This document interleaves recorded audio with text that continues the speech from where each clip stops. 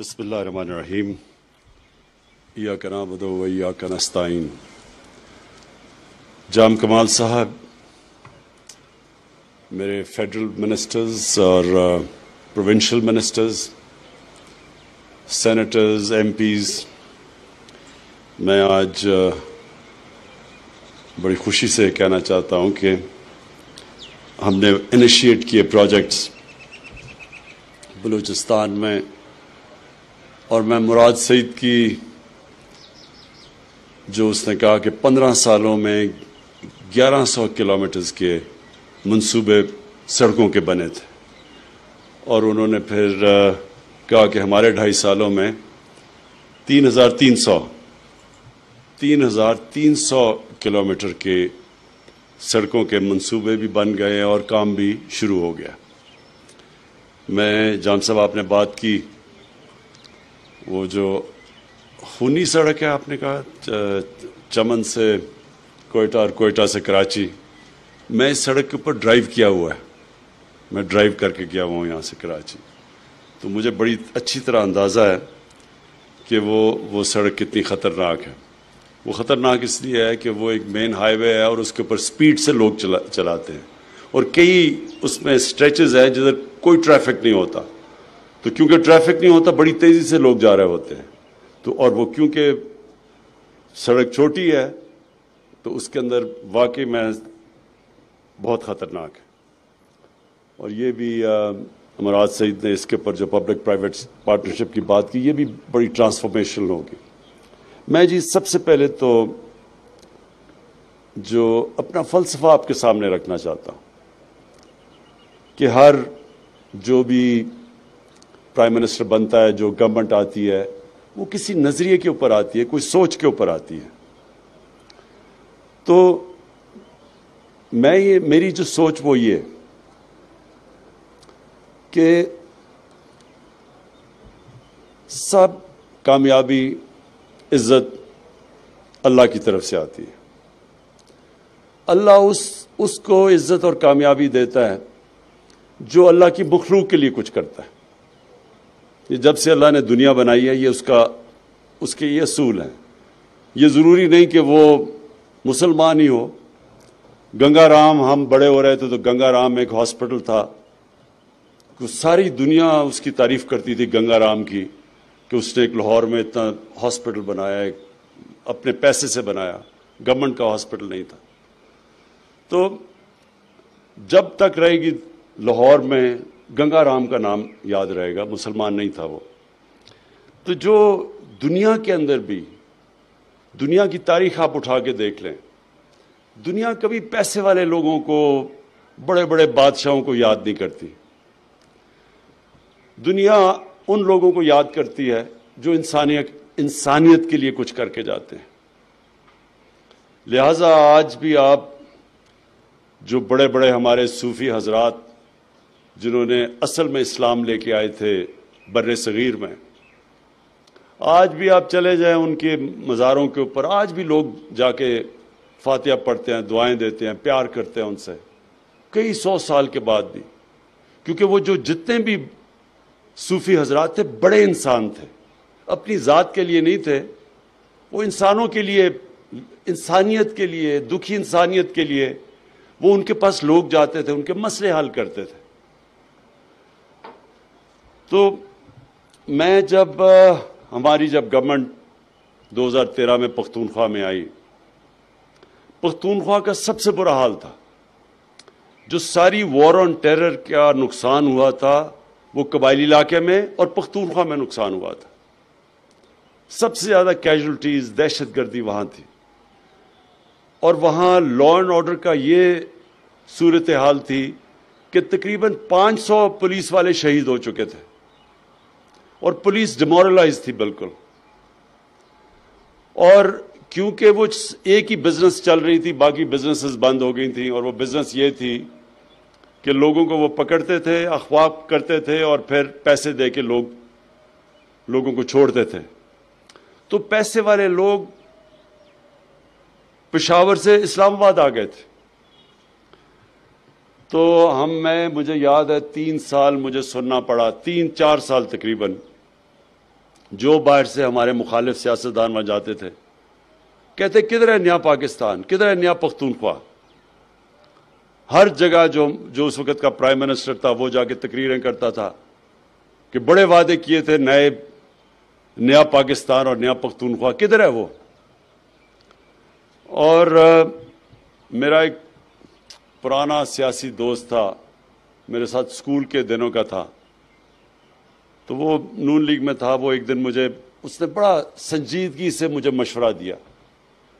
کہتا دیکھو آپ اس باری پنجاب پہ کانسنٹریٹ کرو، کیونکہ پختونخوا میں تو اب آپ کی کوئی چانس نہیں ہے. ویسے بھی وہ جو پختونخوا کے لوگ ہیں وہ ایک ہی دفعہ ووٹ دیتے ہیں، دوسری باری کسی کو باری نہیں دیتے. لیکن جب رزلٹ آیا 2018 کا الیکشن کا تو 2/3 اکثریت ملی ہمیں پختونخوا کے اندر. میں آپ کو بتانا چاہتا ہوں کیوں ملی ہمیں. اس کی سب سے بڑی وجہ UNDP کی رپورٹ کے اندر آئی. اس UNDP کی رپورٹ میں یہ آئے کہ جس صوبے میں سب سے تیزی سے غربت کم ہوئی تھی وہ پختونخوا میں تھی. دوسری چیز کہ جس صوبے میں امیر اور غریب میں فاصلے کم ہوئے تھے وہ پختونخوا میں ہوئے. اور تیسری چیز انہوں نے کہی کہ جو ہیومن ڈیولپمنٹ، جو انسانوں کے اوپر سب سے زیادہ سرمایہ کاری کی گئی وہ پختونخوا میں ہوئی.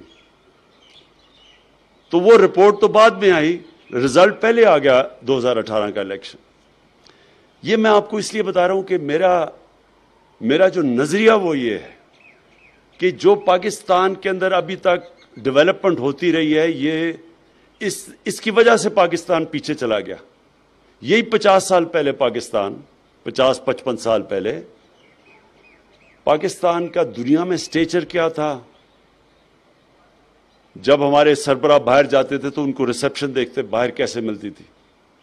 یہی پاکستان UAE کے جب ہیڈ آتے تھے پاکستان میں تو اسلام آباد میں ڈپٹی کمشنر ان کو ریسیو کرتا تھا. یہی پاکستان کے ادارے، ہماری ڈگریز ساری دنیا میں ایکسیپٹڈ تھی.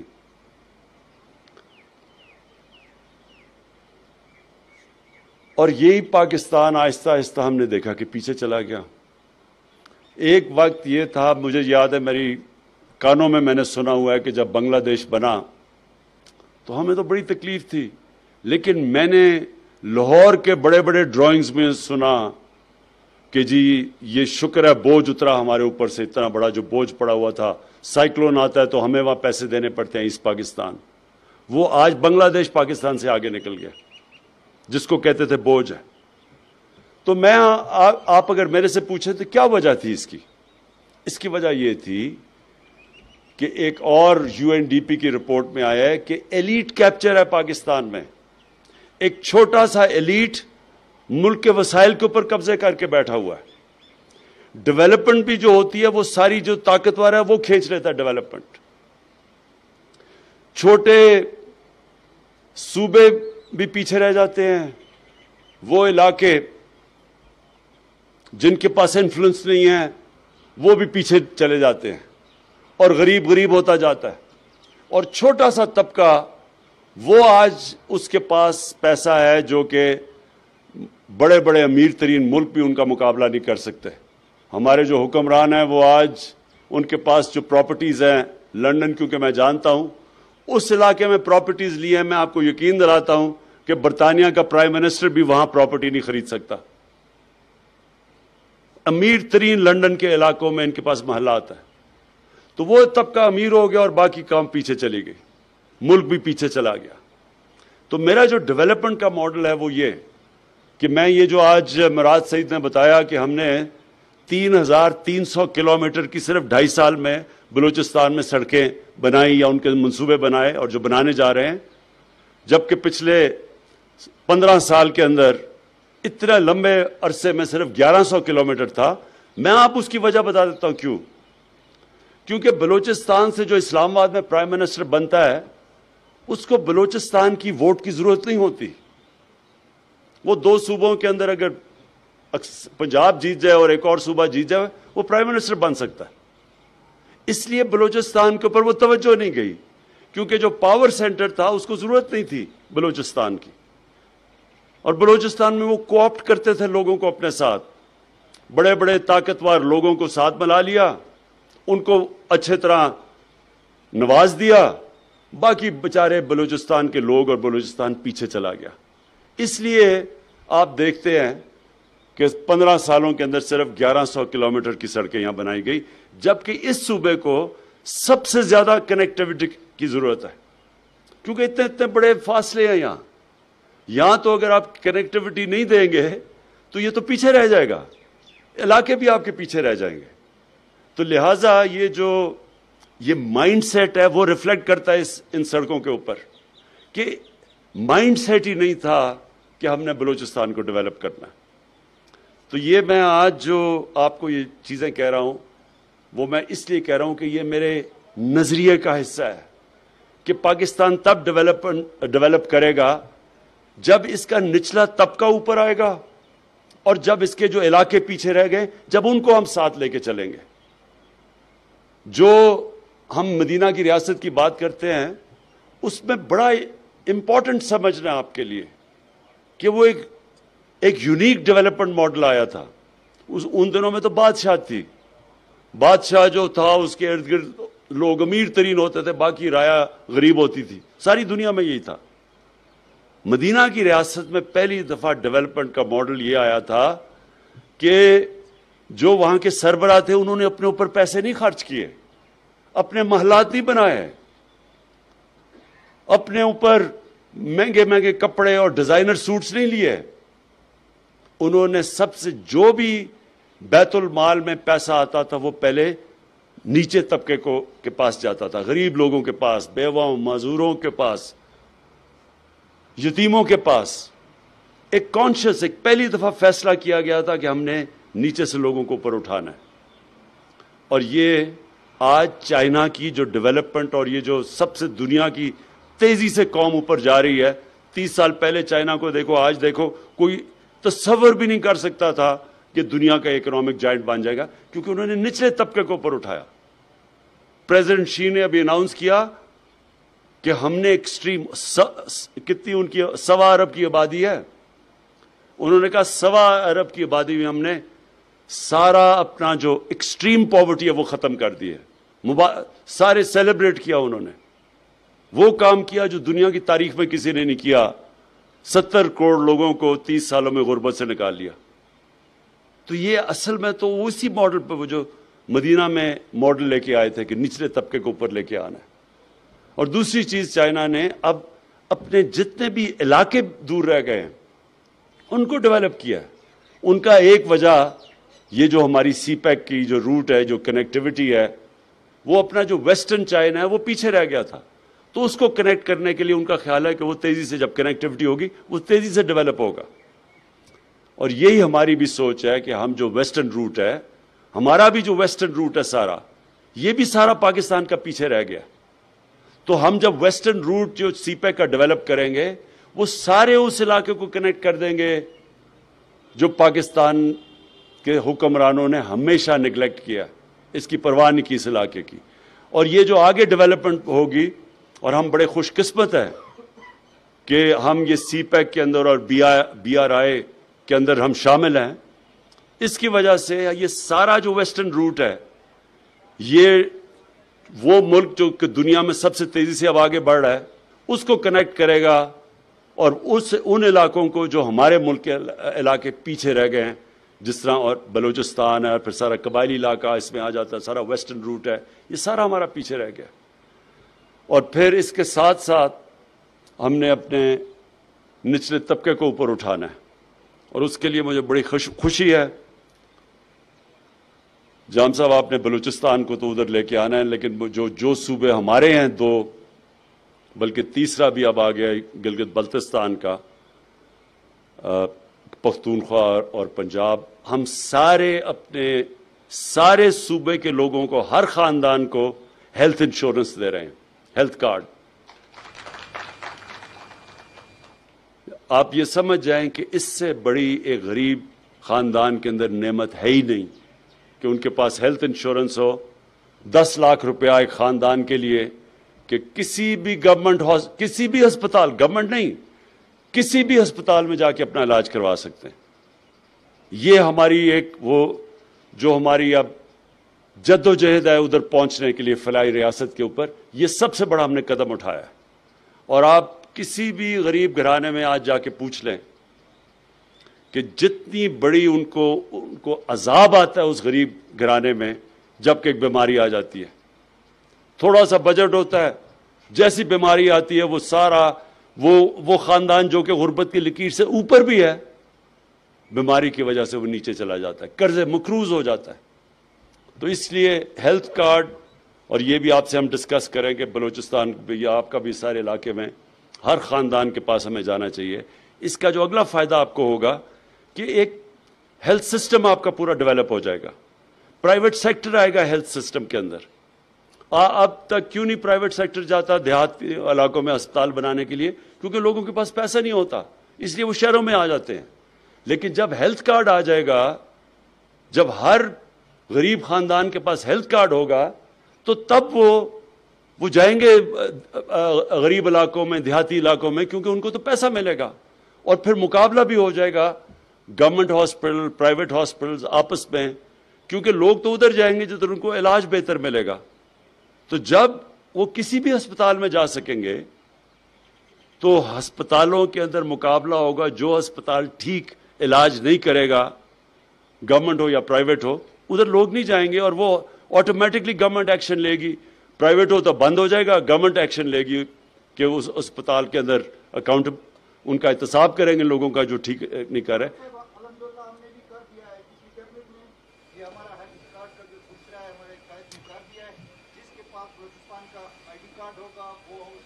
زبردست. یہ میں جام صاحب آپ کو مبارک دیتا ہوں. خیر ہماری کولیشن گورنمنٹ ہے، میں آپ کو مبارک دیتا ہوں. یہ زبردست کام کیا آپ نے. اب دوسری چیز پہ ہم آئے ہیں، وہ ہے کسان کارڈ. اب یہ پنجاب پھر آ گیا سب سے. پنجاب اب کسان کارڈ لے آیا ہے، سارے کسانوں کو رجسٹر کر رہا ہے.